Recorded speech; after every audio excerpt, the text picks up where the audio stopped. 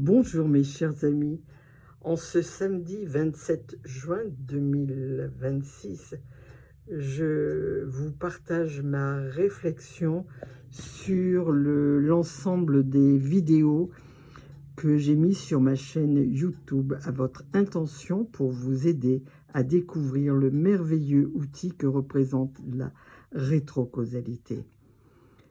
Je vous ai fait part de mon parcours, des difficultés que j'ai rencontrées pour cheminer seul avec cette merveilleuse notion, un futur lumineux qui m'attend. Et je vous ai aussi proposé 2 vidéos. La première s'appelle la route 52, qui est un outil où vous pouvez vous-même préparer votre mantra rétrocausal dans tous les secteurs de votre vie qui sont déclinés avec un mode d'emploi. Et puis la toute dernière qui s'appelle la route numéro 6, qui est comment attirer à soi une relation heureuse, harmonieuse avec un bon compagnon. Tout ça sont des outils. Je vous ai mis quelques clés et j'espère que cela va vous aider. Mais maintenant, j'arrive aussi à la conclusion, grâce au retour que vous me faites, grâce à une vidéo que j'ai pu enregistrer sur une autre chaîne. C'est que tout le monde veut un résultat rapide, immédiat, et n'a pas forcément envie de faire les efforts pour arriver à ce résultat. Donc, évidemment, on se heurte à des difficultés. Et puis aussi ce travail de répétition qui va attirer votre intention du futur et se matérialiser par des synchronicités, mais aussi ce travail journalier quotidien de maintien de votre intention. Alors, je voulais vous dire que ce que j'ai fait est certes intéressant puisque c'est un témoignage vivant d'une expérience que je vous partage, hein, et qui donne certaines indications pour ceux qui me liront. Mais cela n'empêche pas que si on n'est pas réaliste, c'est-à-dire que si on ne considère pas la rétrocausalité comme un outil de physique quantique extraordinaire et porteur de potentiel, si on ne comprend pas que c'est seulement un outil, mais que vous devez, vous, en amont, faire un travail personnel pour changer votre conditionnement intérieur, vos croyances, vos blessures, vos traumatismes, tout ce que vous avez engrangé et qui s'est enquisté dans votre inconscient et qui va se reproduire dans le temps linéaire, c'est-à-dire dans le temps du chronos passé, présent, futur, la rétrocausalité n'est pas un remède miracle. Ça, je vous le dis, restons clairs. La rétrocausalité est un outil pour celui qui prend l'outil et qui considère que l'outil, c'est la pelle et la pioche et qu'il faut travailler, creuser, avancer, progresser jour après jour, hein. Alors là, il n'y a pas de leurre par rapport à ça.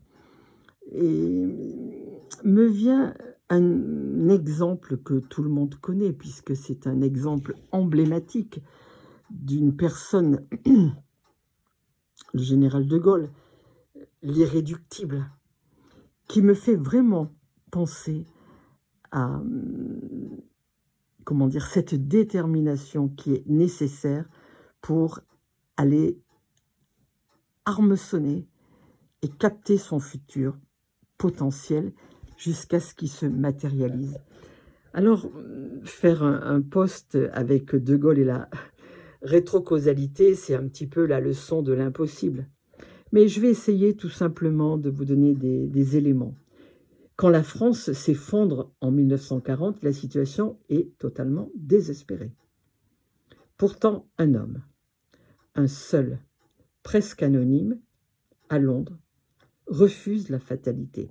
Et ça, ce sont des situations que vous avez rencontrées, vous, par rapport à des situations personnelles dans tous les secteurs de votre vie. Donc Charles de Gaulle habite déjà un futur lumineux. Et quel est ce futur lumineux? C'est la libération de la France. Pendant 4 ans, il avance dans une solitude extrême. Et croyez-moi qu'en matière de rétrocausalité, la solitude, c'est vraiment quelque chose que j'ai rencontré et qu'on rencontre. Il est aussi rejeté, il est ignoré par la plupart des grands de ce monde, et vous connaissez l'histoire, hein, notamment par le président Roosevelt.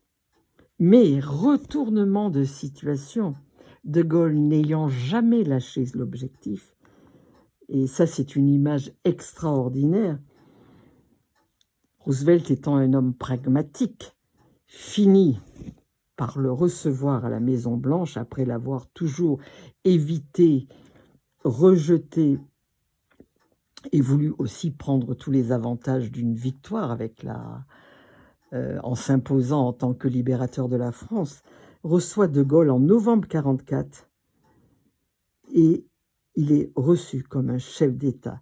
Je crois que cette image, c'est la fin de l'histoire, enfin c'est pas la fin de l'histoire, c'est la fin du processus entre un homme seul qui se lance à créer un mouvement de la France libre avec un objectif noble qui n'est pas personnel, qui est un objectif collectif, parce que en rétrocausalité, cette notion qui dépasse la personne est très importante pour arriver, avec toute l'histoire que vous connaissez aussi bien que moi, à être reçu par quelqu'un qui l'a absolument mis des bâtons dans les roues pendant ces 4 années, est le symbole que le futur lumineux, la libération de la France, a été plus forte que tout. Et je trouve que c'est un exemple magnifique. Alors, évidemment, on peut dire que de Gaulle a eu une détermination indéfectible et une foi absolue dans le futur qu'il avait choisi de libérer la France. Donc moi, je veux vous dire l'illusion des résultats rapides. Il n'y a pas de résultats rapides, ça n'existe pas. Tout se construit jour après jour par un travail acharné, quotidien, et avec une discipline de fer, c'est-à-dire répéter, nourrir votre intention sans jamais avoir de lassitude quant au temps. Quand est-ce que ça va arriver? Et évidemment, il faut travailler et aussi lâcher prise. Donc, je vous redis, pas de futur lumineux sans un nettoyage intérieur. La rétrocausalité ne se substituera jamais au travail sur soi.